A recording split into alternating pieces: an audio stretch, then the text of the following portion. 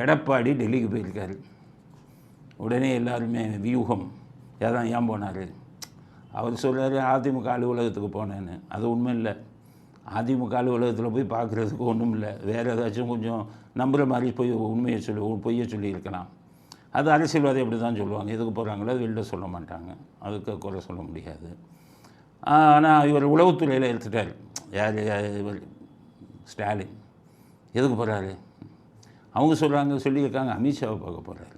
உடனே ஸ்டாலின் அறிக்கை விடுறாரு, பையனையும் கூப்பிட்டு நீ அறிக்கை விடுறாங்க. என்னென்னா அமித்ஷாவை பார்க்க போகிறார்.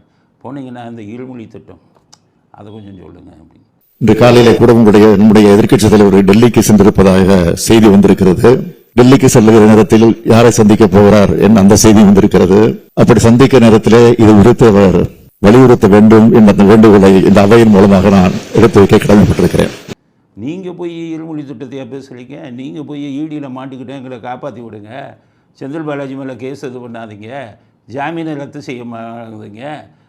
இதில் ஜி ஸ்கொயரில் இன்கம் டேக்ஸ் ரைடு நில்லுங்கன்னு உங்கள் சொந்த பிரச்சனையை தானே நிர்மலா சீதாராமன்ட்டையும் கனிமொழியை வச்சு அமித்ஷாட்டையும் பேசுகிறீங்க. நீங்கள் நாட்டை பற்றி பேசுகிறீங்களா?